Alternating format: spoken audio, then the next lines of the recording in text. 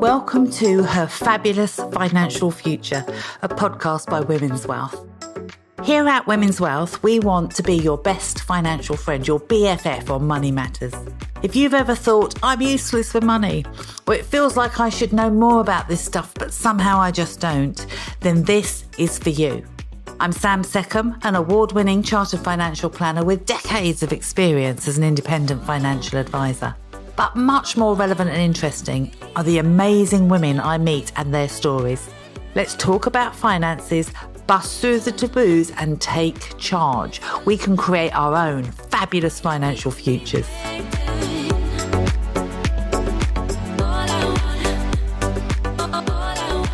Hello, Janette.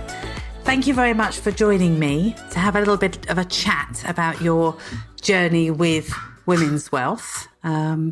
You're at that stage in your life where you're transitioning from earning to relying on sort of investments and pensions. Some people refer to it as passive income, but it is a bit of a change in life, isn't it? And you have to start thinking about your resources in a different way. And I'm very grateful to you for being willing to share with our community how that's worked out for you and how Women's Wealth might have been useful to you during that transition. So can I please start by asking you specifically what made you start looking for a financial advisor?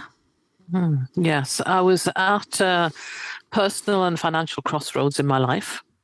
I separated from my husband after a long marriage, and in the same year, around about the same few months, my last parent died.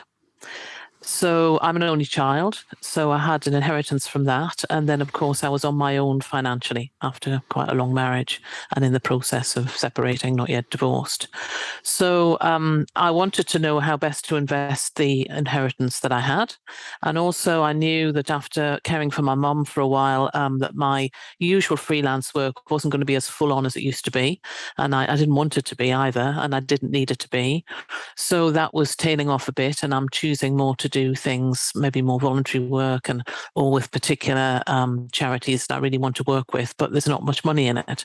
So it was, how do I have enough money to live on and stay in my current home and how do I best invest the money that I have?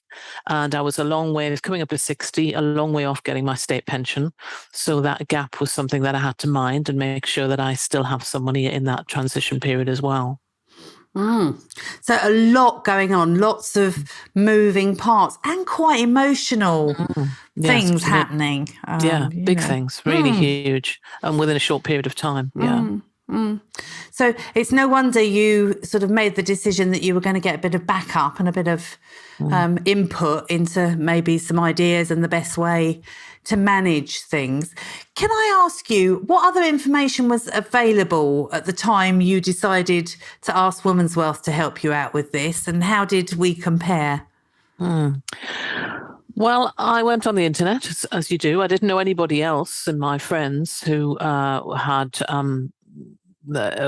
specifically women's financial advisors, or who specializes in women's. I had people who had more of the big firms, and I didn't really want that.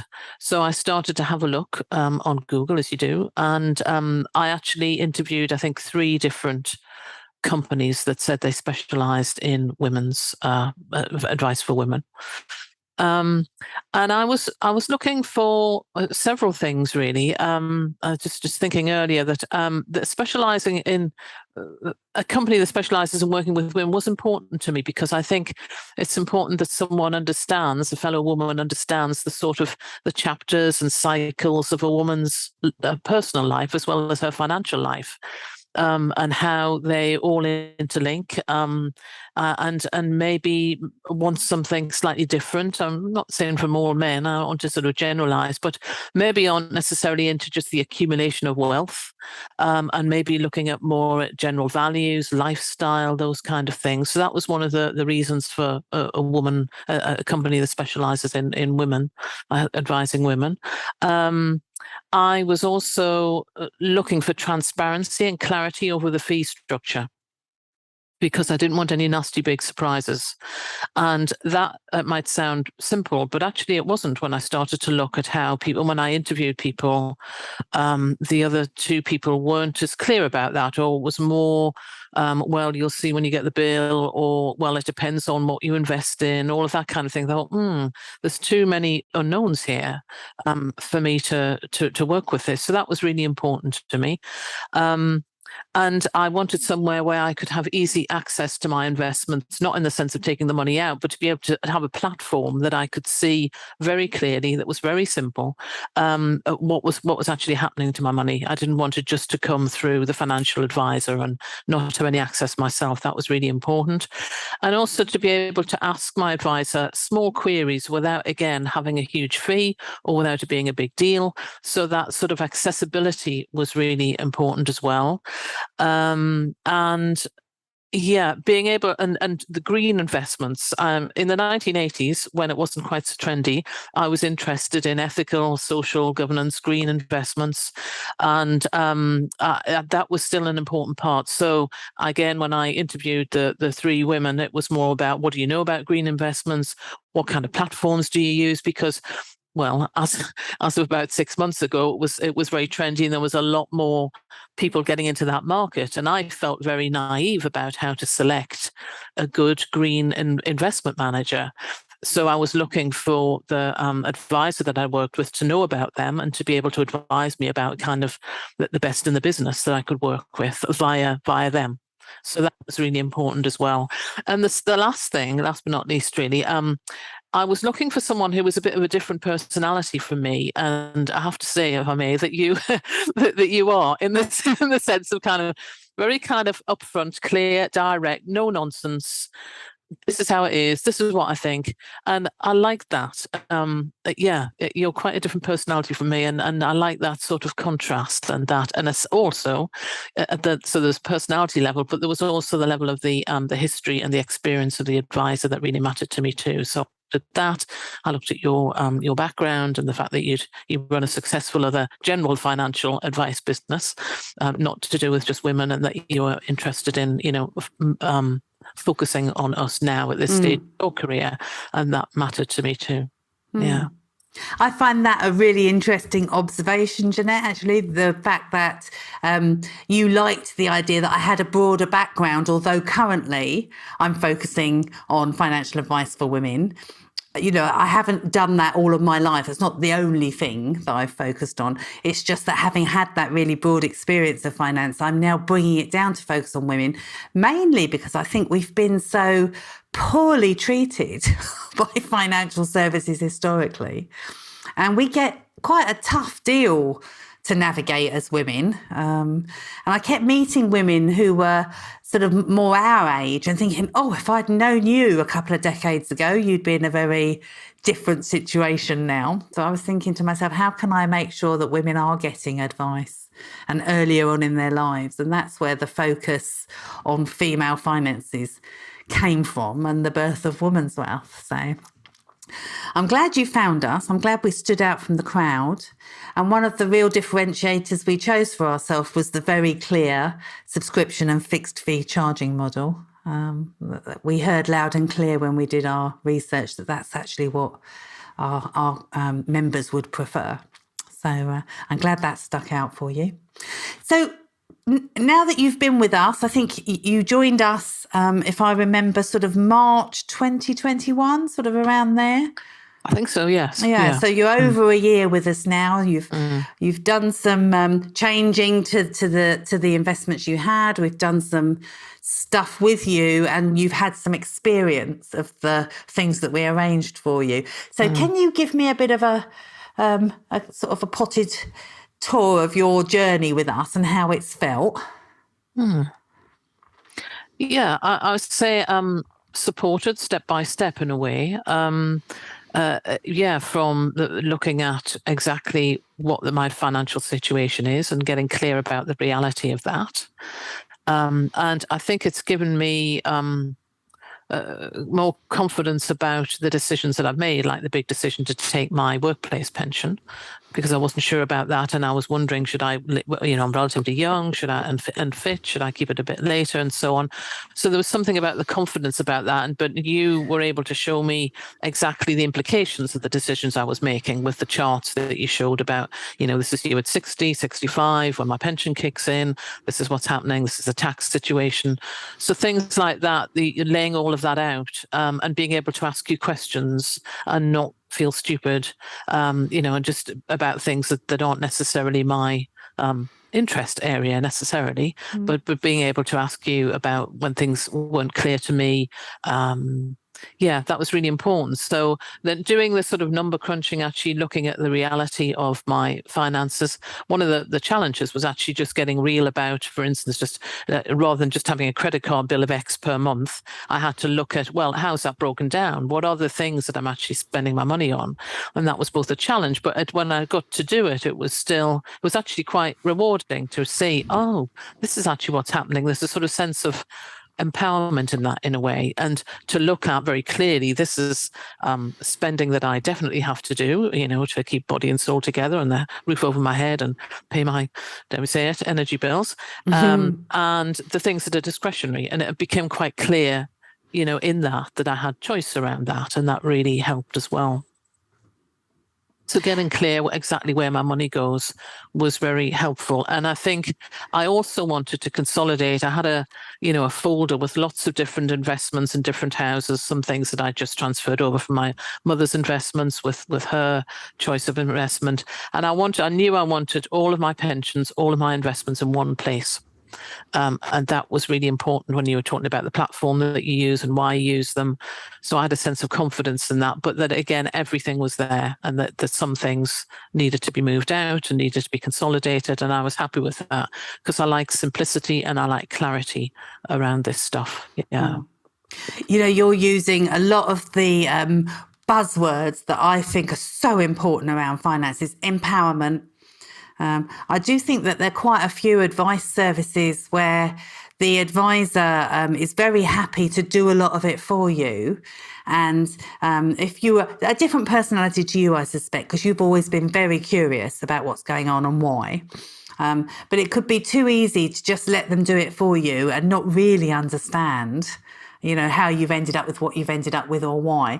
And that can be disempowering, whereas everything we do is designed actually to empower you, so that by the time a choice is made, you're making it. We're not making it for you.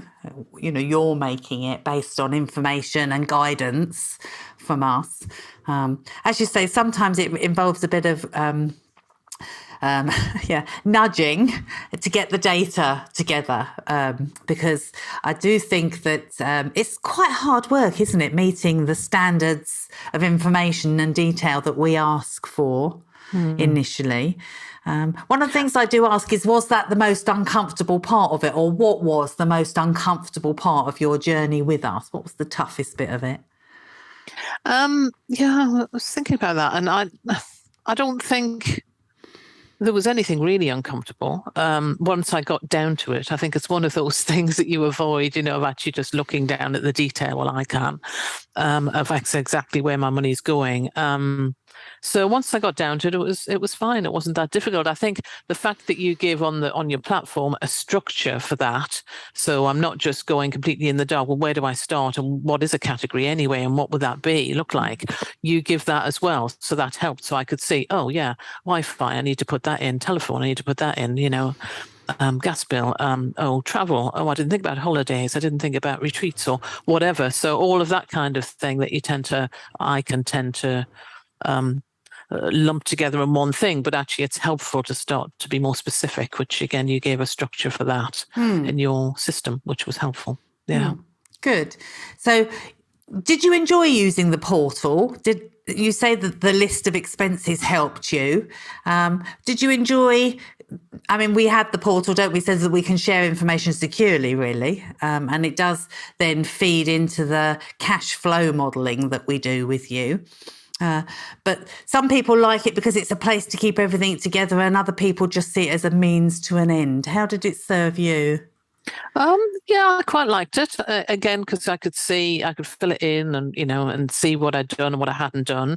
So it was pretty easy to work with. I had a fear beforehand that it might be too high tech or too difficult, and it wasn't. It was quite user friendly. The second one that you've more recently used, I think, is better. So yeah, and the fact that you're looking at the technology that you use and reviewing it, revising it, including the investment manager and that kind of thing, that gives me a sense of sort of trust and confidence that I'm getting the best that I can at the moment as far as your research goes, that kind of thing. Yeah, so I'm non-techie, but I could do it, and I found the structure helpful. Yeah. Good. Yeah. And your investment experience, because this has not been an easy time to be an investor, has it? So how have you felt about that? Well, it's a bit, having said, it's nice to sort of look on the platform and see how your investments are doing. Sometimes it's a bit too clear. Yeah, so it's a bit nerve-wracking sometimes to see, oh, crikey, that is going down quite a lot, but then so is everybody else's. And I've compared to other people who've been with, the big male-dominated investors, and it's exactly the same, if not worse, for them. So that kind of thing. And we've had conversations about this, about the fact that the market on the whole, but who knows how the future is going to unfold, on the whole goes up more than it goes down, but the downs can be, of course, quite shocking and concerning. I'm relatively, I've got a relatively safe cushion at the moment, financial-wise, but if I didn't have, I might have a different position, or a different feeling about it. But at the moment, I can see it, and I trust that things will emerge and start to increase again later. And we might be ignoring the green stuff now politically, but it can't last, and it has to come round again. And I think that then where I've invested in will then start to take off. Yeah. So you're comfortable that the longer term vision that was sat behind the decision making is all still sound? Yeah, for now. I mean, let's see how things unfold. It's been an extraordinary 2 to 3 years. We don't know, really, is the answer. How well the guarantees? No guarantees, but yeah, I feel I can have a talk with you about it. If I'm having a panic or not sure about something, I can just ask you anytime. And that, again, that accessibility, one of my criteria, was really important. I don't have to wait till the annual review, or that's helpful, but I can just send you a note and get a response quite quickly, within a day or two, and that's great. Oh, well, I'm glad that you feel you've got that access. I think one of the reasons we wanted to make sure that it's a subscription basis with, is so that people don't feel scared to phone up and have a chat or jump on a call with us if things are changing or something's concerning them. Or even sometimes if you get confusing paperwork and things, hopefully we have less and less paperwork, but still some things come through, don't they? And you think, I don't really understand what that's about. And because we're so keen that people are empowered, we do like you to phone us if you're confused by anything, and we'll work it out together. So yeah. Well, I'm absolutely thrilled that you're a client of ours, and I'm really also keen that you've joined us on a couple of our attempts at doing some broadcasts covering topical issues that are coming up in the press each weekend. So we do the Money on Mondays. And you've been very patient with us while we get our technology organised around that, and joined us for a couple of those sessions. And the Ask the Advisor session that we do once a month as well. So again, it's nice to see that I know that you've not joined all of them, but sometimes the headlines have attracted your attention, haven't they? And you've joined us for them. So that's all good as well. I'm glad that they're becoming part of what you use in the way of the service that we offer. But it's not designed to replace anything, just to augment the information that's being bandied around, really. Yes. Yeah, and I think keeping things topical is important as well, as things are changing, with the leadership election, all of that sort of stuff, and the constant talk about the cost of living crisis, rightly so. I think keeping things, answering some questions we might have, or some concerns about where will this go if one leader gets in and has this particular, strategy, and the other one has a different one, the implications of that. I even feel as though I understand a bit more about what they're saying as a result of what I've heard from you, and I'm probably a bit more concerned about some of them as well. So, which is rather extraordinary. Yeah, but I think it's very important that we just level up, really. Not knowing doesn't change the fact that if things are going wrong or getting more and more difficult for us, it doesn't change it if we don't know about it. It just leaves us vulnerable. Yeah. So I'm all for that. As much as it can be a little bit more, as you say, anxiety inducing as you start to understand the implications of some of the things that are happening, it also gives you choice, gives you opportunity and choice. It's not as if that those things weren't happening anyway. They were happening. It's just that now you're kind of getting a bit of a flavour as to how it might work out personally for you in the long run. So yeah.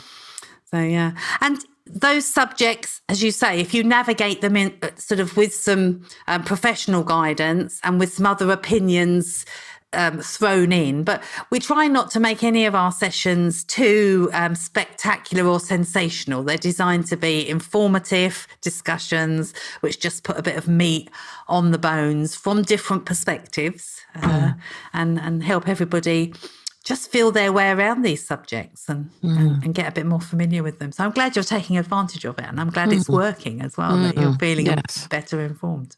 Yeah, I like the fact that it isn't just, we've got the annual review and then I can ask questions, but there are additional things, the newsletter and different things that you offer. Even just like that on a recent newsletter, the definition of what is capital gains tax. I sort of thought I knew, possibly, but just things like that are quite useful just to kind of, that's what it is. So, I wasn't asking that question, but just things like that are short, bite-sized things. I like the fact that your additional, Money on Monday is 20 minutes. I like that it's a quick, simple newsletter that you give. So nothing too complicated, nothing that demands too much time or too much of my brain power, really. I like that. Yeah, as you say, bite-sized chunks, because that's how you level up knowledge, isn't it? You just take on board a little bit of information at a time, and before you know it, you're better informed and understanding, not always with it making you more comfortable about the future, but, vision up and awareness of what's happening out there. I'm so grateful to you, Janette, for spending a bit of time with me talking about your journey. I'm rather hopeful that as other ladies get to hear how it's working out, they might be tempted to level up their own knowledge and come and join us.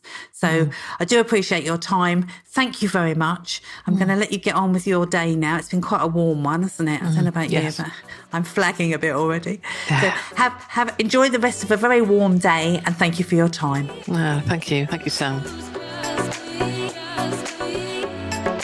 Thank you for listening, and I hope you found it useful. Let us know what you thought by leaving us a review, and give us any hints or tips on subjects that you would really benefit from if we covered them in future episodes. We want to be useful. Women's Wealth are independent financial advisors, and we're authorised and regulated by the Financial Conduct Authority. But the information presented here is not intended to be personal advice for you. So what might be good for somebody else might not be right for you. If you want to talk to us about your personal needs, then feel free to jump on a free Zoom call by visiting Women's Wealth, that's womans-wealth.co.uk.